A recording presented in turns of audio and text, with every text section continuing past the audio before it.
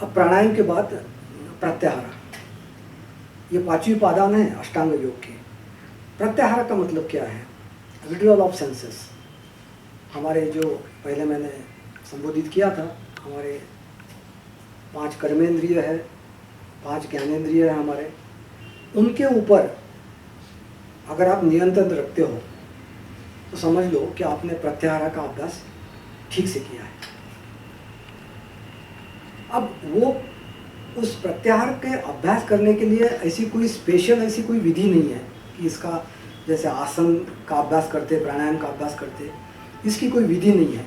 लेकिन अष्टांग योग में ये प्रत्याहार का बहुत महत्वपूर्ण योगदान है, क्योंकि ध्यान में इसका काम आता है, प्राणायाम करते समय इसका काम आता है। क्योंकि आप आपके इंद्रियों के साथ अगर मन को आप अलग नहीं करोगे तो कोई भी काम कर नहीं पाओगे, क्योंकि ये इंद्रिय जो है हमारे छोटे बच्चे जैसे हैं, वो एक जगह स्थिर नहीं रहते। और हमारा मन अगर पूरा इंद्रियों के अधीन रहेगा तो हम बाकी काम कर ही नहीं पाएंगे। तो हमारे इंद्रियों को हमको समझाना पड़ेगा, ये प्रत्याहार में आता है। तो हम क्या करेंगे, इसका भी एक अभ्यास है। प्राणायाम करते समय कर सकते हैं, ध्यान करते समय कर सकते हैं, ये उनके साथ समाविष्ट है। लेकिन आपको इसके बारे में थोड़ा सजग होना पड़ेगा। विड्रॉल ऑफ सेंसेस, आपके जितने भी सेंसेस है उससे आपको थोड़ी मुक्ति पानी है। धीरे धीरे इसका आप प्रयास कर सकते हो, क्योंकि ये मन को प्रभावित करते हैं, और मन को अगर प्रभावित होता है तो हमारे जीवन में भी इसका गलत प्रभाव हो सकता है। क्योंकि प्रत्याहार जो है, it is a process of evolution. ये होते रहना चाहिए, और इसके ऊपर आप सप्रेस भी नहीं कर सकते। आपकी जो इच्छाएं हैं उनको सप्रेस भी नहीं करना है। मतलब इस सेंसेस ऑर्गन से आपको दूर रहना है तो मतलब आप उसको ज़बरदस्ती नहीं कर सकते। प्रत्याहार मतलब ये नहीं कि आप ज़बरदस्ती करो उनके ऊपर, क्योंकि आप जितना ज़बरदस्ती करोगे, आपके मन को जितना आप दबाने का प्रयास करोगे, उतना वो उठ लेगा, उतना वो ज़्यादा आपको तकलीफ देगा। तो उसके साथ रहो आप, उसकी बात सुनो, लेकिन धीरे धीरे उसमें परिवर्तन लाने का प्रयास करो। ये प्रत्याहार में होता है। यह आप प्राणायाम करते समय भी अनुभव करोगे, ध्यान करते समय भी आप अनुभव करेंगे। अब प्रत्याहार के लिए कुछ नहीं है, आपके मन को अगर आपको संतुलित रखना है तो क्या करने के, सीधी विधा है, कुछ सत्संग में जाओ, भजन कीर्तन करो, हरिनाम का जाप करो, अच्छे मित्रों के साथ उठना बैठा रखो, और यम नियम का अगर आप पालन करोगे तो प्रत्याहार समझ लो आपने 80% पा लिया। क्योंकि यम नियम के बहुत नज़दीक है ये। यम नियम का अभ्यास अगर आप जीवन में आप चालू कर दोगे तो प्रत्याहार आपके लिए बहुत इजी हो जाएगा। इतना कोई कष्ट वाली बात नहीं है। लेकिन प्रत्याहार बहुत महत्वपूर्ण है हमारे योग शास्त्र में। अब आते हैं प्रत्याहार के बाद धारणा। धारणा का क्या तात्पर्य है?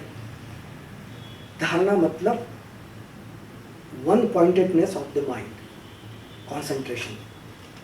और कंसंट्रेशन तो जरूरी है, हर चीज़ में कंसंट्रेशन का महत्व है, आप तो जानते हो।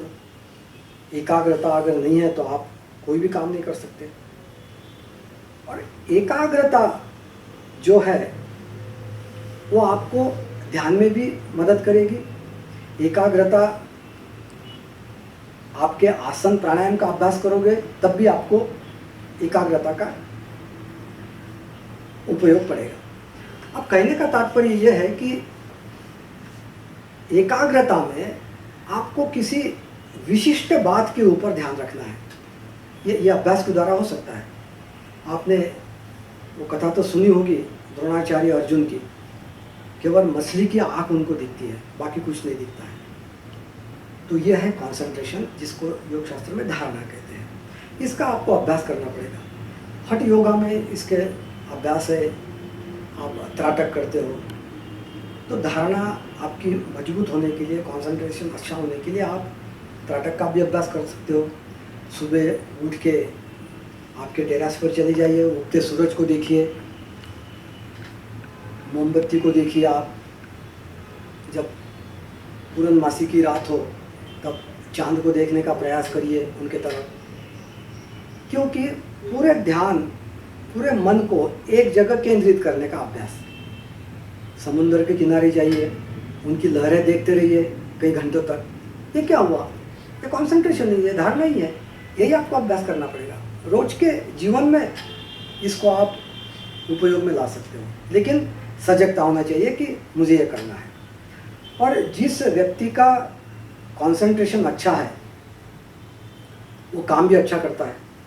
आपने देखा होगा ये कंसंट्रेशन आपको काम में भी दिखता है। कोई किसी ऑफिस में कोई व्यक्ति काम कर रहा है और बॉस उसको आवाज़ देता है तो उसको आवाज़ भी सुनाई नहीं देती। उसको बाजू में कोई चीज़ गिरी वो भी सुनाई नहीं देता, उसको कोई फर्क नहीं लगता है, वो अपने काम में बिल्कुल व्यस्त रहता है। ये क्या है? ये धारणाएं तो है, ये कंसंट्रेशन तो है। लेकिन हम क्या बोलते हैं ऐसे व्यक्ति को, क्यों तो स्ट्रेस में है, हो जाएगा काम। वो स्ट्रेस में नहीं है, कंसंट्रेशन में आदमी रिलैक्स माइंड में रहता है। Concentration is the process of relaxation. वो रिलैक्स है। जबकि जो आदमी काम में ध्यान नहीं देता है, एकाग्रता नहीं लगाता है और उछल कूद करता है ऑफिस में इधर उधर, वो स्ट्रेस में रहता है, वो कभी रिलैक्स नहीं रह पाएगा।